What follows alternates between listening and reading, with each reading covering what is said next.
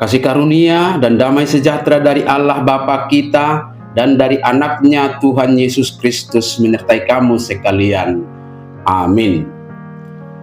Shalom saudara-saudari, sahabatku yang terkasih di dalam nama Tuhan Yesus. Firman Tuhan yang menyapa kita hari ini, hari Rabu tanggal 17 Juni 2026, tertulis di dalam surat 1 Korintus pasal 6 ayat 19 sampai dengan ayat 20.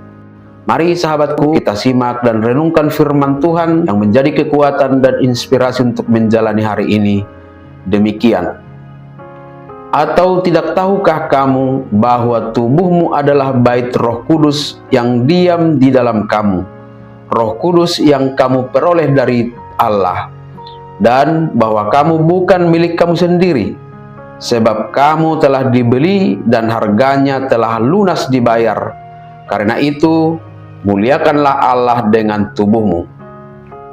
Dang di boto hamu, dagingmu na do joro nito di porbadia na di bagasan hamu, naung jina lomuna siad debata, dada hamu napuna dirimuna, ai argado hamu ditobus. Di baheni pasangap hamu ma debata marhite-hite dagingmuna, dohot marhite-hite tondimuna, ai debata do napunai.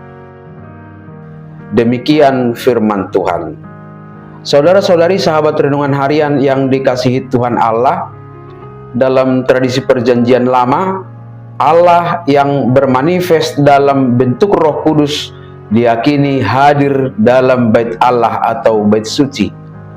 Oleh karena kehadiran Allah itu, maka bait Allah pun menjadi tempat yang sangat sakral, agung, dan tentunya kekudusannya selalu dijaga. Tetapi lewat nas firman Tuhan hari ini, Paulus mengingatkan kita bahwa bait suci itu bukan semata-mata hanya bangunan fisik, sebagaimana kita kenal seperti bangunan atau gedung gereja, melainkan tubuh kita sendiri. Ketika kita menerima Yesus Kristus, Roh Kudus tinggal di dalam kita. Kita adalah bait suci. Kemanapun kita pergi dan apapun yang kita lakukan, kita membawa kehadiran Allah di dalam tubuh kita. Kita telah dibeli dan ditebus dari perbudakan dosa dan dibayar lunas dengan darah Yesus Kristus di salib. Karena Kristus sudah membayar harga tertinggi untuk hidup kita, hak milik atas diri kita sepenuhnya ada di tangannya.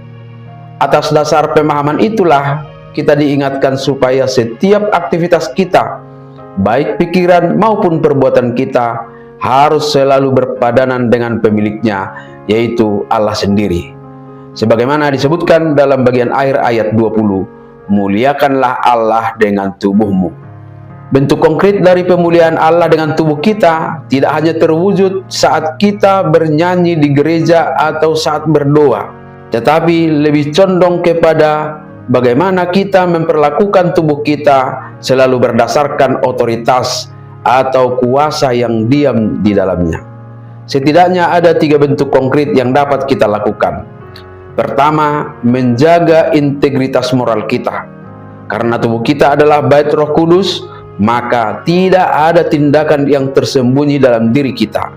Apa yang kita lihat, yang kita dengar, dan yang kita lakukan haruslah selaras dengan kekudusan penghuni yang tinggal di dalam hati kita, yaitu Roh Kudus. Kedua, menjaga kesehatan fisik. Kita harus merawat tubuh kita lewat pola hidup yang baik, cara makan yang baik, cara minum yang benar, istirahat yang cukup.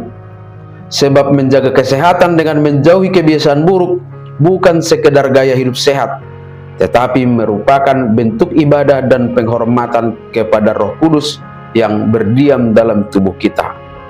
Yang ketiga, menjaga persekutuan dengan memelihara kerukunan dan kasih di dalam persekutuan jemaat.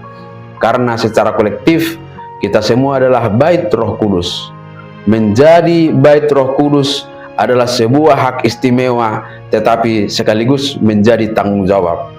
Maka tugas kita adalah memastikan bahwa rumah itu, yaitu tubuh kita, tetap bersih, nyaman, demi memuliakan pemiliknya, Tuhan Allah kita. Amin. Selamat beraktivitas, Tuhan memberkati.